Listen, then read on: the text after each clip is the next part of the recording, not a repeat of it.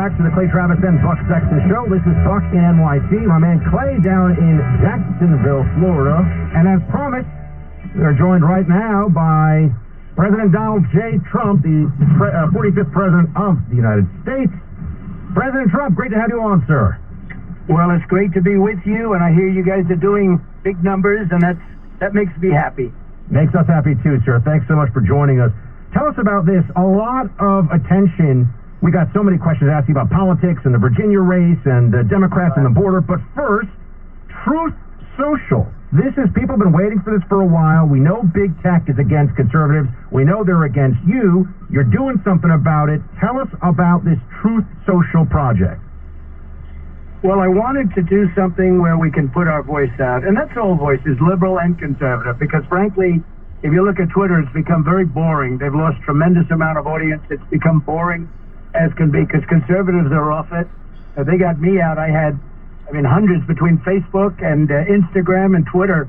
Way over 100 million people, way over, closer to the next number.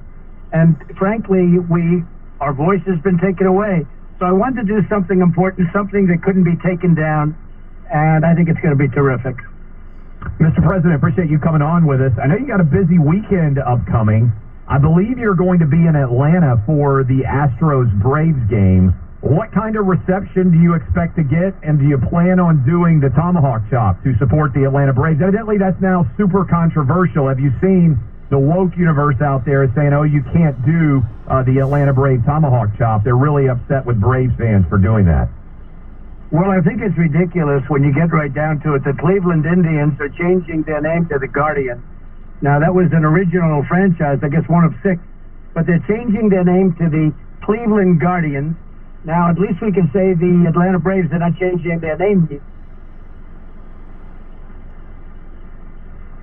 Thank you, great guy, invited me.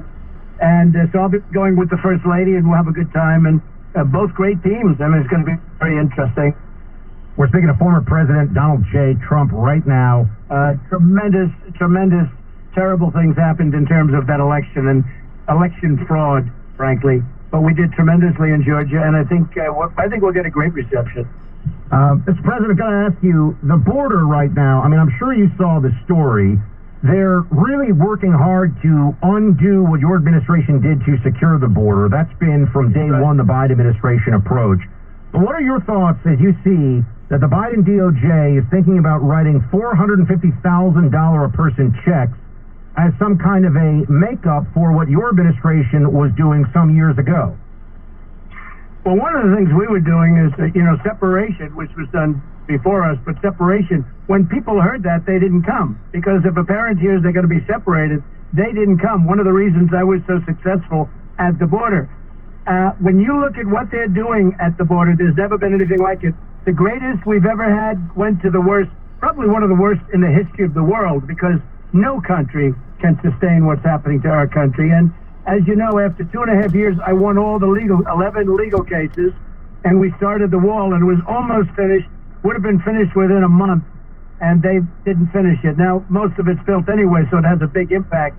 But between the wall and remain in Mexico, people weren't allowed into our country. I worked it out with the Mexican government. They gave us 28,000 soldiers free.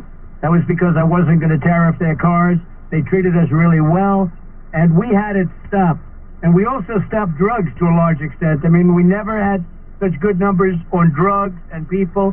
If you look at what's happening now, they're emptying their prisons into the United States. We've become a dumping ground, and it's a very, very sad thing. Now, on top of everything, I understand they're going to give certain people $450,000. It's not even believable what they're doing. It's not even believable. And you have big caravans coming up. You have tough caravans. They went right through the Mexican police like it was butter. We better stop them. That's all I can tell you. We're taking in millions of people into our country illegally, and these people are rough people. Many of them are rough people.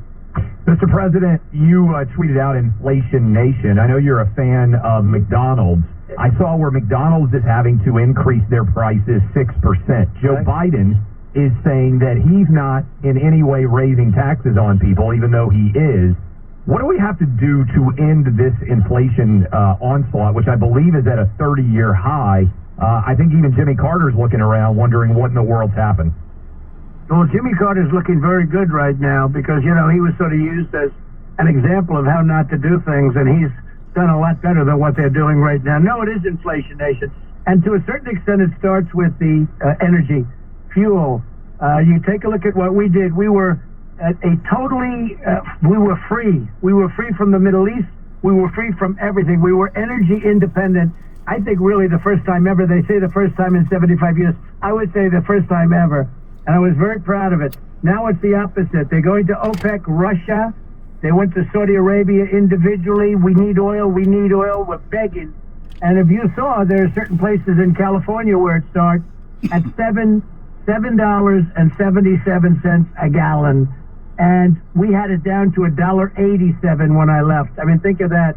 And that's bigger than any tax. You know, if you look at that, where you're talking about $3, $4, $5 more, there's no tax that you're going to do that's bigger than that. But what it's doing is everything evolves around and revolves around energy. So what they're doing, fellas, is it's whether it's delivering a product, making a product, it all takes energy.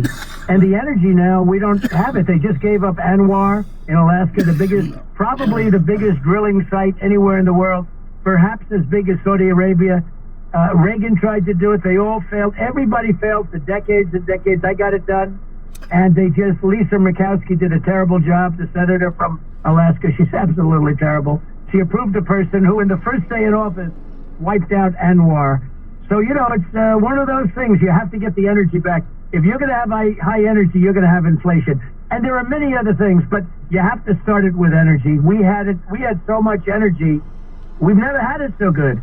And we were energy independent, and now they're begging OPEC for help. We're speaking to former President Donald J. Trump right now, live with all of you listening across the country. Mr. President, right now we are days away from a major deadline in New York City for first responders and members of the NYPD to get vaccinated. There have been thousands of people already across the country, including nurses, doctors, first responders, who have lost their jobs, who have willingly decided they would not get the shot. They would give up their careers instead of bending the knee to these mandates.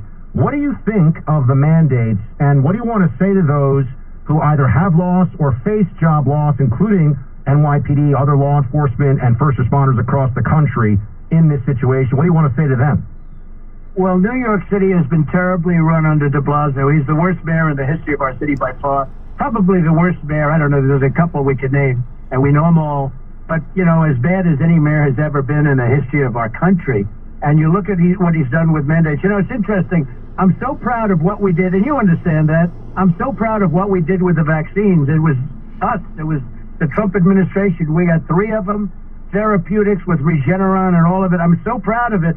But people have to have freedom. They have to be able to choose. And what they have done with the mandates, everyone's quitting. If you remember what happened we didn't have a mandate problem. Everybody actually rushed. They wanted to get the vaccine. And now they do have, because I don't think they trust the Biden administration. I think that's what's happened. They just don't trust the Biden administration. When we came out with the vaccine and we were doing over 1 million a day, people weren't talking about not getting it. Everybody wants to get it. Then they did the Johnson & Johnson pause, and they did other stupid things, and they said the wrong thing, and all of a sudden you have a big mandate problem. Look, you're going to lose your police force in New York, a big portion of it. Crime is rising in New York like never before, and now you're going to have perhaps 30% less police on the streets. It is absolutely insane. You have a mayor who's grossly incompetent and doing this, and you have other industries where it's happening too. You're going to lose a lot of people. It's a terrible thing for our nation, what they're doing. Much less serious, Mr. President, but it is Halloween Eve. I know you're going to be at the Braves game against the Astros. That's going to be a lot of fun on Halloween Eve. But we were debating, what is your go-to candy? I know you got a little bit of a sweet tooth, and have you given out Halloween candy? Do you make a specific choice? I'm going to give this one to the kids yourself. How involved are you in the Halloween process? Well, I do like candy of all kinds. I'm an expert on candy, and you know, they have the expensive candy, and then they have the Hershey, and I like Hershey, and I like anything with caramel in it. Does that make sense to you? Anything. But I do like the candy stuff. Unfortunately, I'd be much better if I didn't. We need to come down. We talked the last time we had you on, Mr. President, about coming down to Mar-a-Lago. We've been talking to your staff. We want to come down when it starts to get cold in the part of the country where we are, but you tell us a date when you'd like to have us down. The show is doing fantastically well, thanks to Rush's loyal listeners and thanks to you and guests coming on. You tell us when you want us down. We want to do a live broadcast from Mar-a-Lago with you. Good. We will have a lot of fun going on in Virginia. When politics gets even hotter, you come down. I'd love to have you, actually. It would be great to have both of you. Both really terrific people, and Rush would be very proud of the job you're doing. Thank you so much. Former President Trump, everybody. Enjoy the game. Great to have you. Thank you so much, sir. Much. Dude, we're going down to Mar-a-Lago, Clay. It's got to happen. I can't wait, Buck, to see the reception that he's going to get in Atlanta, because I think that it is going to blow the mind of all the left-wing woke journos when that Brave Stadium comes undone for him. People miss MAGA now more than they have in a long time, because we're seeing what the absence of MAGA looks like. The Trump Towers Foundation made a promise to America. They will do good each and every day, honoring our first responders and soldiers. The foundation has done incredible things this year, the most remarkable being the gift